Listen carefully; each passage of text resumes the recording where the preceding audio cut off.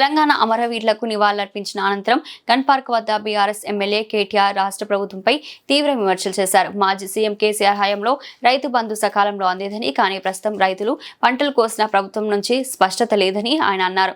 రాహుల్ బంధు కాదు, రైతు బంధు వేయండి అని కేటీఆర్ వ్యాఖ్యానించారు. ఈ అంశంపై బడ్జెట్ సమావేశాల్లో ప్రభుత్వాన్ని నిలదీస్తామని తెలిపారు. ఒక స్పష్టత, ఒక సమాధానం లేదు. అందుకే రాహుల్ బంధు కాదు, రైతు బంధు వేయండి, రాహుల్ కు 1000 కోట్లు, రైతులకు వెన్నుపోట్ల అని చెప్పి ఈ సభ సమావేశాల్లోనే బడ్జెట్ సమావేశంలో తప్పకుండా నిలదీస్తాం. అట్లాగే అన్ని వర్గాలకు హామీలు ఇచ్చి మోసం చేసిన ప్రభుత్వం ఇది. బలహీన వర్గాలకు 1,00,000 కోట్ల బడ్జెట్ అన్నారు 5 ఏళ్లలో. మరి 2 బడ్జెట్లు అయిపోయినాయి. 3వ బడ్జెట్ ఈ పాటికి 60,000 కోట్లు పెట్టి ఉండాలి. మరి ఇంతవరకు దాని మీద కూడా స్పష్టత లేదు. అట్లాగే ఎస్సీ ఎస్టీలకు అంబేద్కర్ అభయహస్తం ప్రవేశపెడతామన్నారు. మరి 12 లక్షలు ఇస్తామన్నారు దళిత బంధు స్థానంలో. ఇంతవరకు అతిగతి లేదు. 2 లక్షల ఉద్యోగాల ఊసు లేదు. ఇంతవరకు 10,000 ఉద్యోగాలు ఇచ్చిన పరిస్థితి లేదు.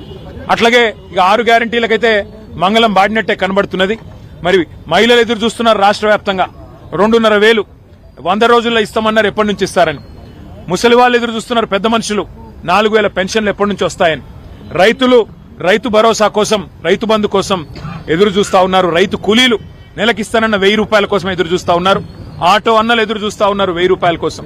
ఈ అన్ని విషయాల్లో ముఖ్యంగా తెలంగాణ విద్యార్థులు 10,000 కోట్లు ఫీజు రీయింబర్స్మెంట్ బకాయిలు ఏదైతే గవర్నమెంట్ చెల్లించాలో వాటి విషయంలో కూడా మొత్తం విద్యార్థులు, వారి తల్లిదండ్రులు ఎదురు చూస్తా ఉన్నారు.